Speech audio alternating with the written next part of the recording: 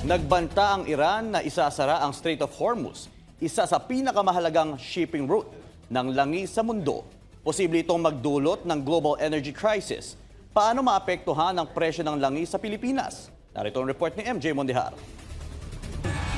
Yan ang pambobomba ng Estados Unidos sa mga nuclear facility ng Iran. Ang Strait of Hormuz ay isa sa pinakamahalagang daanan ng langis sa buong mundo. Araw-araw, dumadaan dito ang malaking porsyento ng supply ng langis at liquefied natural gas o LNG na ginagamit ng iba't ibang bansa. Matatagpuan ito sa makitid na bahagi ng karagatan sa pagitan ng Iran at Oman. Tinatayang 20% hanggang 25% ng global supply ng langis at LNG ang dumadaan sa Hormuz Strait araw-araw. Ayon sa mga eksperto, kung tuluyang isasara ng Iran ang Strait of Hormuz, asahan ang pagtaas sa presyo ng langis sa pandaigdigang merkado.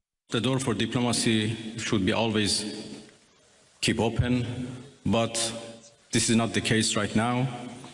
My country has been under attack, under aggression, and we have to respond. Bukod sa bantang pagsasara ng Strait of Hormuz, inanunsyo ng Iran na maglulunsad din sila ng mga pag-atake laban sa Estados Unidos. Dahil sa banta ng isang global oil crisis, humingi ng tulong ang gobyerno ng US at China upang pigilan ang Iran sa pagsasara ng Strait. Ayon kay US Secretary of State Marco Rubio, masisira ang global supply chain ng langis kapag isinara ang ruta. Ipinipilit ng US na makialam na ang China dahil ayon kay Rubio, nakadepende rin ang Chinese market sa langis na dumadaan sa Strait of Hormuz. Kung matatandaan, Estados Unidos ang siyang unang umatake sa Iran at hindi ang China. Sa kasalukuyan, nasa halos $85 per barrel ang presyo ng langis sa pandaigdigang merkado. Pero kung maisasara ang Strait, maaaring umabot ito sa $100 hanggang $150 per barrel. Sa Pilipinas, posibleng tumaas ng 10 hanggang 20 pesos kada litro ang presyo ng diesel at gasolina kapag natuloy ang pagsasara. Ang Iran ang nagkokontrol nung tinatawag nating Strait of Hormuz. At yung Strait of Hormuz na yan, dyan dumadaan ang napakaraming mga oil tankers